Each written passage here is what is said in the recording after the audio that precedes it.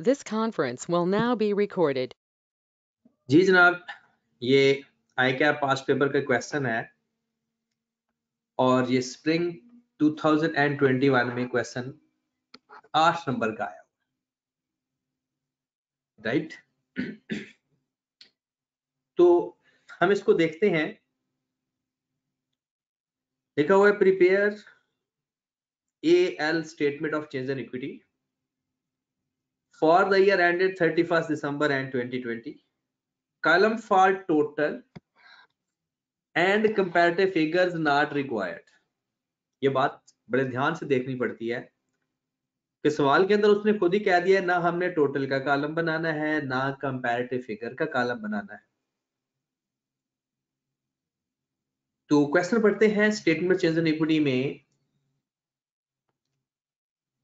लिखा हुआ है कि जनाब AL यानी जो इंफॉर्मेशन है,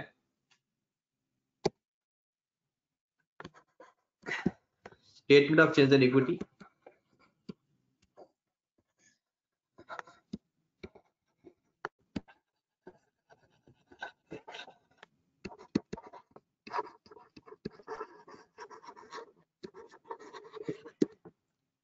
for the year ended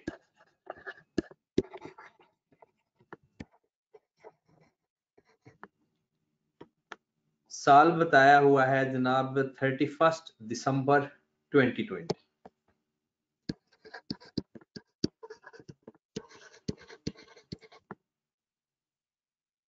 done हो गई। लो जी, सबसे पहले एक डिस्क्रिप्शन कॉलम हो जाएगा, एक कॉलम हो जाएगा शेयर कैपिटल का, एक कॉलम हो जाएगा शेयर प्रीमियम का, उसके बाद रिटेन अर्निंग भी लिखा हुआ है, रीवैल्यूएशन सरप्लस भी लिखा हुआ है। इस सवाल के अंदर ना जर्नल रिजर्व है ना रीपरचेज है। जो जो कॉलम अवेलेबल होंगे सिर्फ वही लिखेंगे। रिटेन अर्निंग,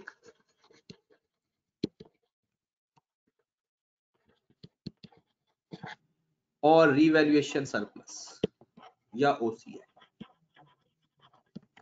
क्वेश्चन के अंदर उसने खुद बताया है कि टोटल का कॉलम आपने नहीं बनाना। क्लियर होगी बात। अब क्वेश्चन करना हम शुरू कर देते हैं। सबसे पहले हम लिख लेते हैं जनाब, जो बैलेंस है आपके पास, बैलेंस एट 1/1/2020। शेयर कैपिटल है 250 मिलियन, 100 ईच। शेयर प्रीमियम है 138, रिटेन अर्निंग है 142 और रीवैल्यूएशन सरप्लस आपने दोनों को प्लस करके लिखना है 45। लैंड का 25 उसने कह दिया और बिल्डिंग का उसने 20 कह दिया। लो जनाब, रुपीज इन मिलियन है, वो हम ऊपर या नीचे किसी जगह पर लिख देंगे rupees in million.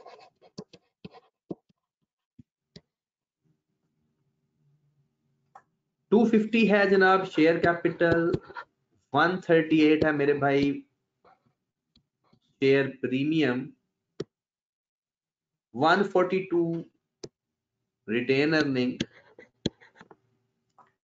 And last one is 45 है हमारे पास रीवैल्यूएशन सरप्लस, जिसमें उसने लैंड का अलग बताया है, बिल्डिंग का अलग बताया। इन दोनों के अलग बताने का मकसद एक्सेस डेप्रिसिएशन है, क्योंकि लैंड नॉन डेप्रिशिएबल एसेट होता है, उसकी एक्सेस डेप्रिसिएशन आएगी नहीं। क्लियर होगी बात। लो जनाब, 45 यहां पर एक ही कॉलम बनेगा। नेक्स्ट जैसे जैसे चीजें बताए जाएंगे वैसे वैसे हम लिखते जाते हैं। लिखा हुआ है profit and incremental depreciation 45 and 5, यानी प्रॉफिट और इंक्रीमेंटल डेप्रिसिएशन हमें बता दिया गया। हम लिख लेते हैं जो जो चीज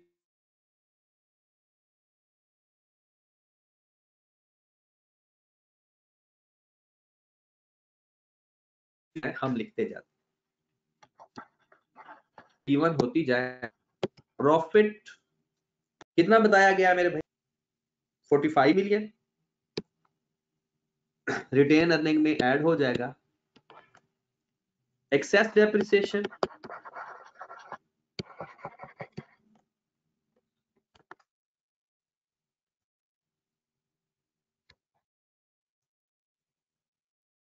एक्सेस डेप्रिसिएशन का क्या करते होते हैं? रीवैल्यूएशन सरप्लस से माइनस और रिटेन अर्निंग में ऐड। एंट्री पास करना चाहते हो तो एंट्री पास कर ली। क्लियर होगी बात? Next, dividend for the last 2 years। आपको एक इंटरिम कैश डिविडेंड बताई गई है और फाइनल बोनस डिविडेंड। बोनस मतलब बोनस शेयर्स, बोनस मतलब बोनस शेयर्स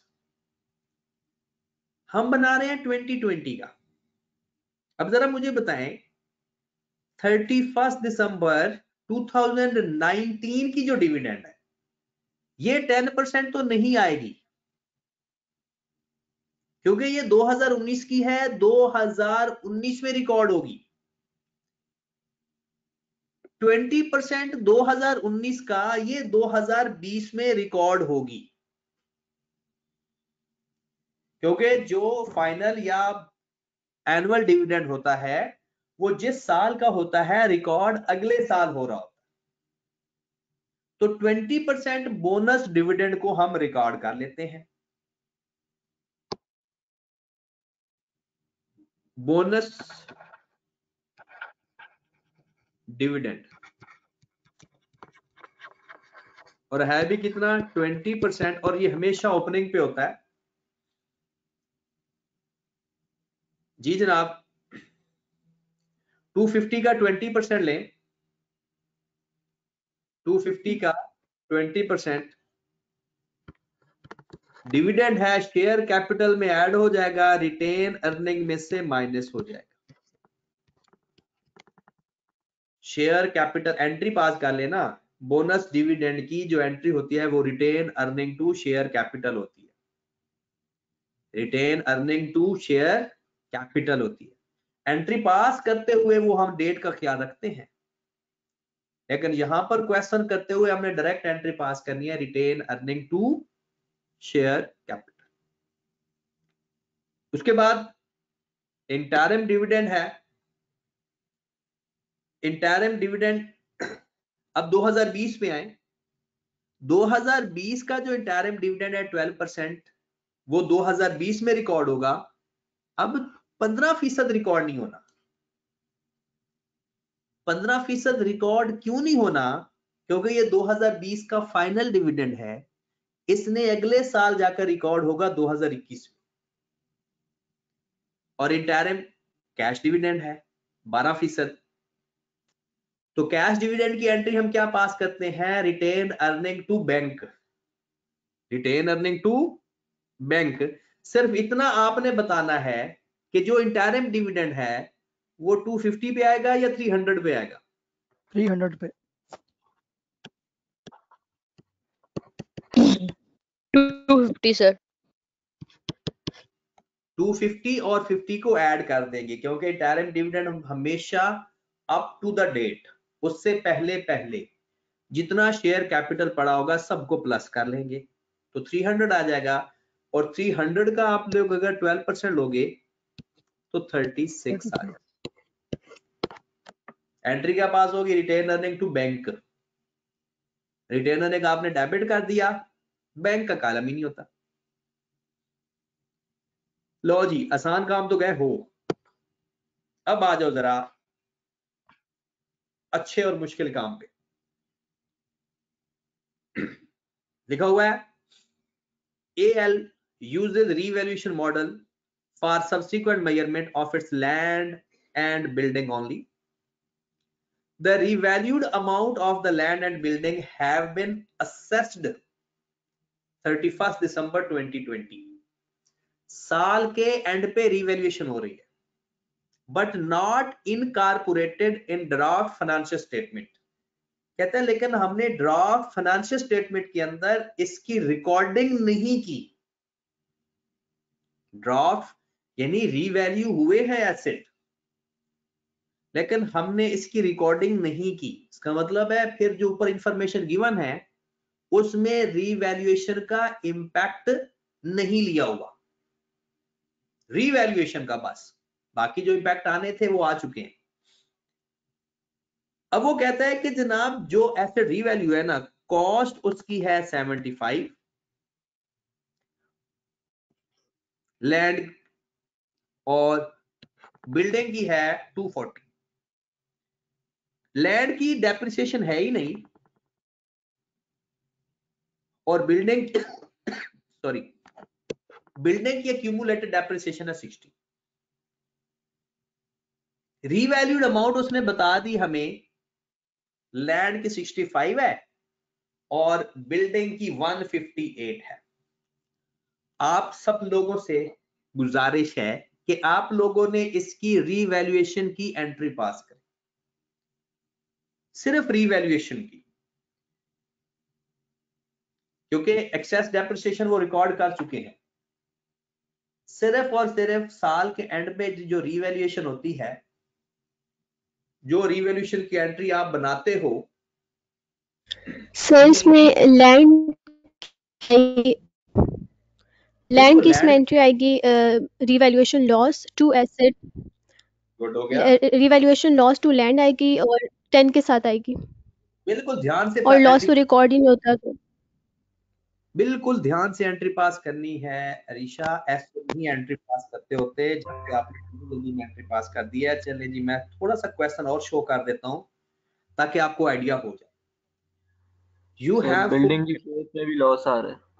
एक मिनट एंट्री पास कर लें, फिर उसके बाद बात करते हैं। बारी बारी मैंने आपसे सबसे पूछने हैं, जो बाद में रिकॉर्डिंग सुनेंगे वो भी पहले एंट्री पास करेंगे फिर कंपेयर करेंगे।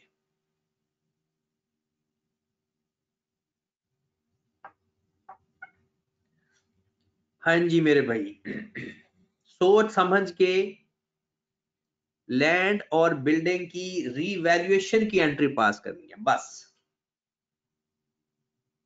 साल के एंड में जब रीवैल्यूएशन होता है एसेट, तो क्या क्या एंट्रीज पास होती हैं, आपने सिर्फ वो एंट्री पास करनी है। जब एंट्रीज पास होगी रिकॉर्डिंग हम कर लेंगे।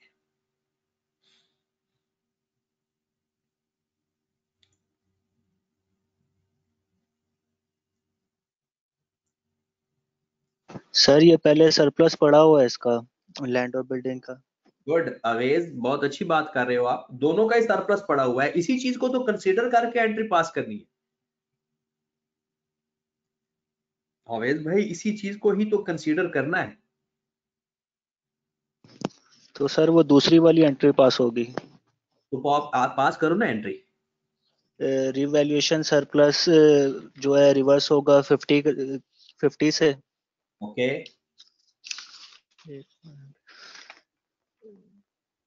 लैंड का जो है 50 से रिवर्स हो गया। सर टोटल के करनी है दोनों की अलग अलग? बेहतर है दोनों को अलग अलग कर लें, दोनों की अलग अलग एंट्री पास करोगे तो फिर मुश्किल नहीं होगी ना आप लोगों को।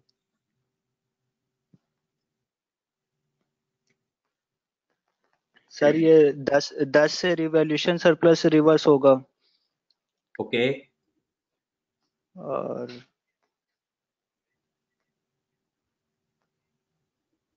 सर समझ नहीं आ रही। चलें आप फिर किसी और को टाइम दें। दानियल किधर है?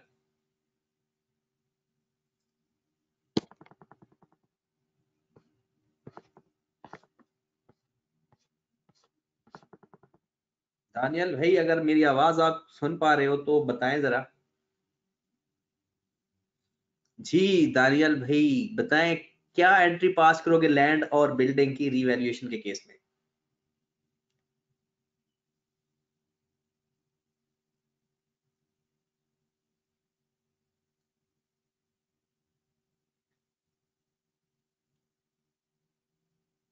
Asset to revaluation surplus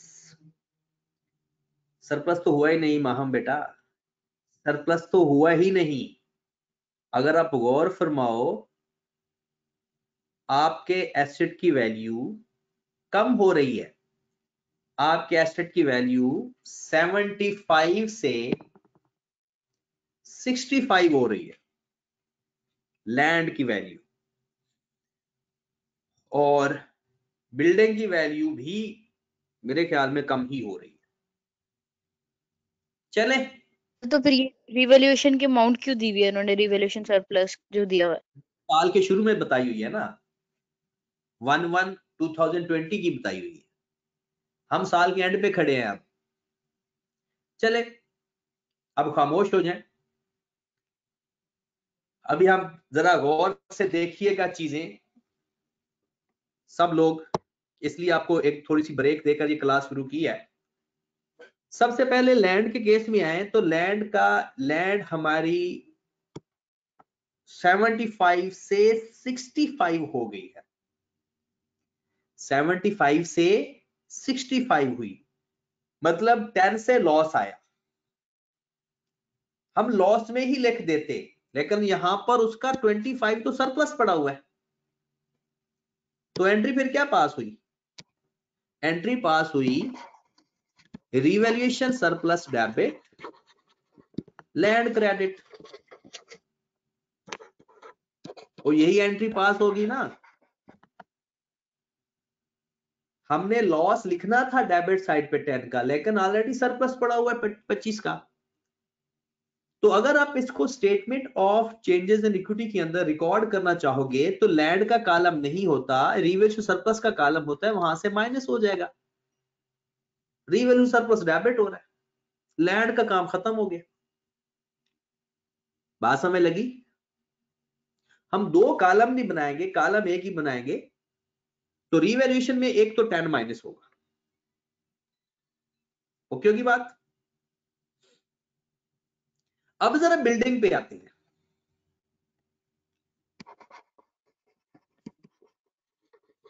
building आपके पास 240 की गिवन है, जिसमें 60 की डेप्रिसिएशन है,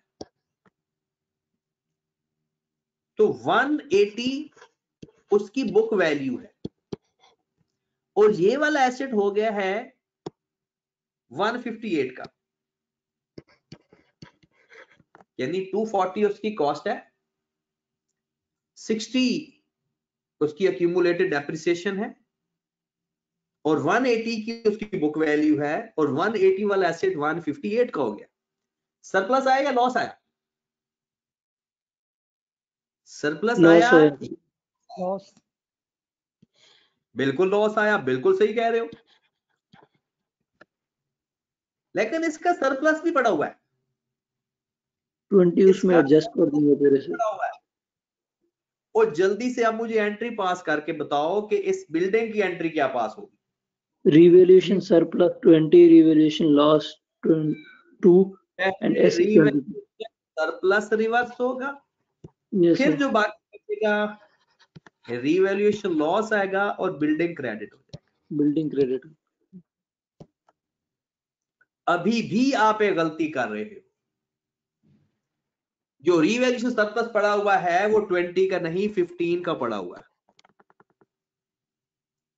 किसी को पता चला?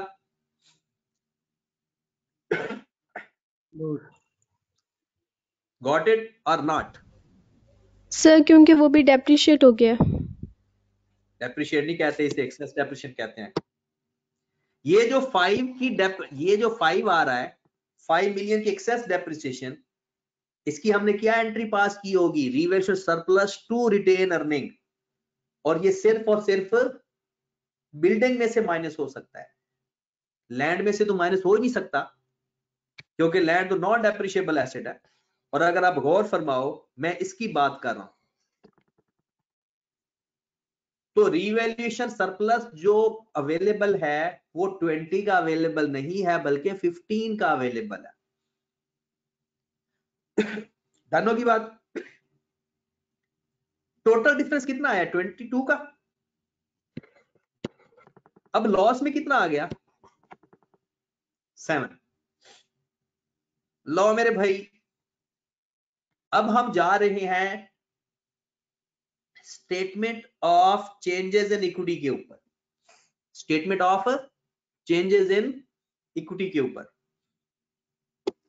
बिल्डिंग में कॉलम ही नहीं होता, रीवैल्यूएशन लॉस क्योंकि ये एडजस्ट नहीं हुआ, रिटेन अर्निंग में एडजस्ट करेंगे। रीवैल्यूएशन सरप्लस का अपना कॉलम है। लो मेरे भाई, रीवैल्यूएशन सरप्लस में एक 10 माइनस करना है लैंड वाला और एक 15 माइनस करना है बिल्डिंग वाला, या दोनों को प्लस करके माइनस कर दें, आपकी मर्जी, अलग अलग माइनस कर दो। रीवैल्यूएशन लॉस जो डेबिट हो रहा है, डेबिट होने का मतलब रिटेन अर्निंग डेबिट हो रहा है, क्योंकि ये चीजें उसने खुद कहा है कि रीवैल्यूएशन की हैं but not incorporated. Incorporated mean not recorded. आ जाए रीवैल्यूएशन सरप्लस की एडजस्टमेंट की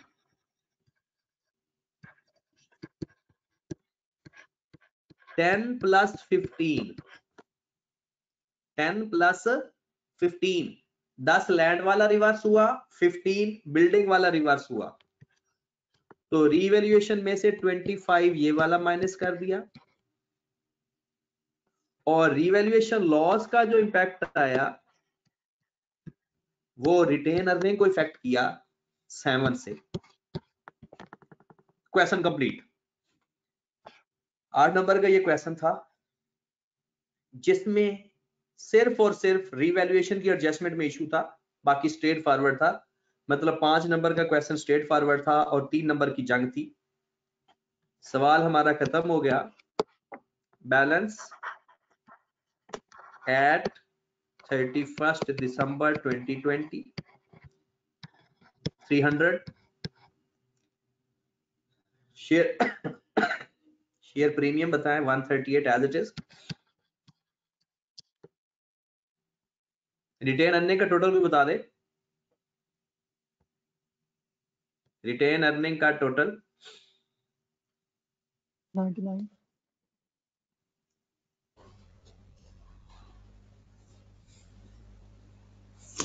99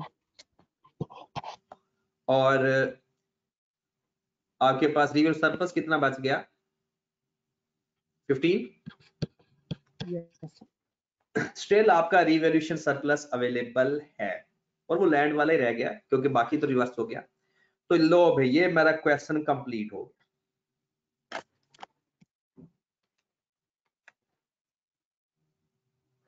हाँ जी जनाब,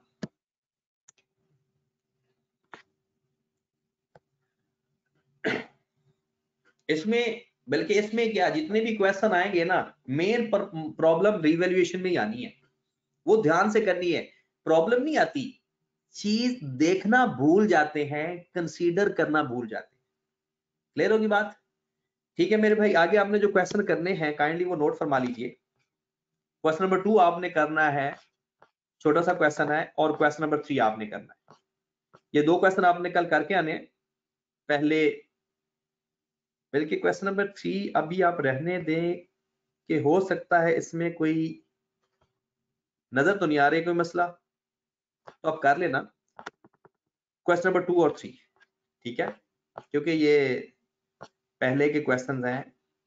क्वेश्चन नंबर 2 और 3 कल करके आना, फिर इंशाल्लाह कल देखते हैं कि आगे अगर कोई इशू हुआ तो। ओके जी, अल्लाह हाफिज।